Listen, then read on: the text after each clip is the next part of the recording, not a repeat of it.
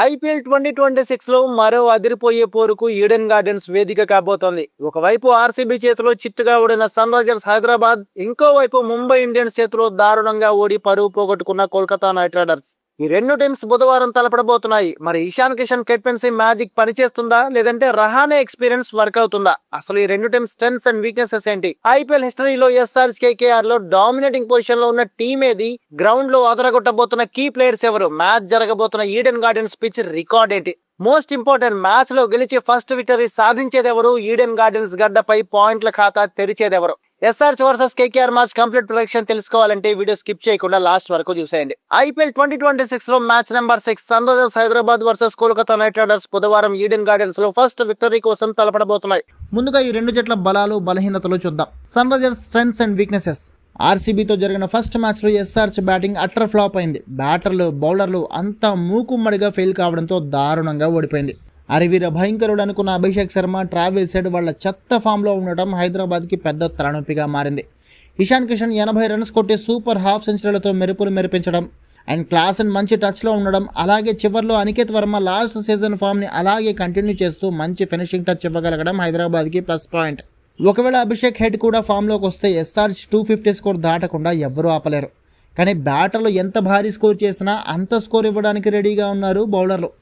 ఆర్సీబీతో మ్యాచ్లో కూడా 202 రన్స్ టార్గెట్ని కాపాడుకోలేక 15.4 ఓవర్లలోనే ఓడిపోయారు. మెయిన్ బౌలర్లు అనుకున్న ఇషాన్ మలింగ 17.5 ఎకానమీతో, హర్షల్ పటేల్ 14.6 ఎకానమీతో పరుగులు సమర్పించుకోవడమే పనిగా పెట్టుకుంటే హర్ష్ దుబే, జయదేవ్ ఉనద్కత్ కూడా క్లియర్గా ఫెయిల్ అయ్యారు. ఒక్క డేవిడ్ పైనే మాత్రమే అంతంత మాత్రంగా బౌలింగ్ చేశాడు. కేకేఆర్తో మ్యాచ్లో కూడా హెడ్, అభిషేక్ ఫామ్లోకి వచ్చిన బౌలర్లు మాత్రం టార్గెట్ చేసి కాకుండా అపోనెంట్ బ్యాటర్లని ఆపగలుగుతారనే నమ్మకం లేదు. దీనికి తోడు స్పిన్నర్లకి సపోర్ట్ దొరికే ఉప్పల్ పిచ్పై కూడా ఎస్ఆర్చ్ జీషన్ అన్సారీని ఆడించకపోతే కష్టమే. KKR strengths and weaknesses. RCB చేతిలో సన్ రైజర్స్ ఎలా అయితే కంప్లీట్ బౌలింగ్ ఫెయిల్యూర్ వల్ల ఓడిపోయిందో, సేమ్ అలాగే కేకేఆర్ కూడా ముంబై చేతిలో బౌలర్ల వైఫల్యం వల్లే ఓడిపోయింది.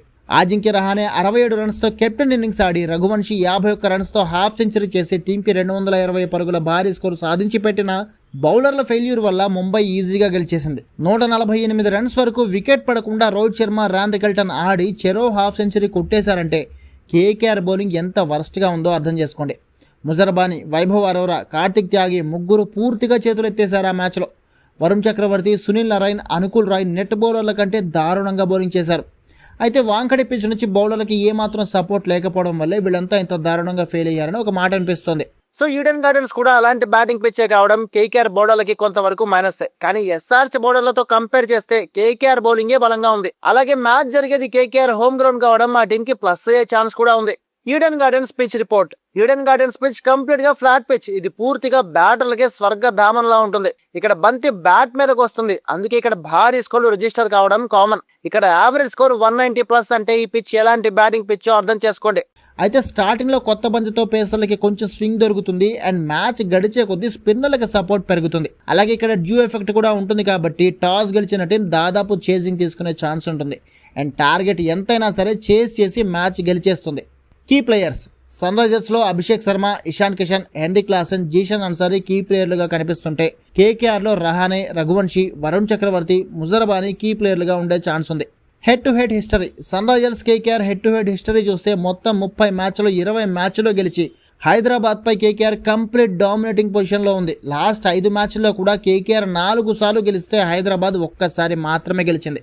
సో ఈ డేటా బట్టి చూస్తే ఓవరాల్ గా హోమ్ గ్రౌండ్ అడ్వాంటేజ్ తో పాటు బౌలింగ్ డిపార్ట్మెంట్ కూడా కొద్దిగా బలంగా కనిపిస్తుండడంతో కేకేఆర్ ఈ మ్యాచ్ లో గెలిచే ఛాన్స్ ఉందనిపిస్తోంది.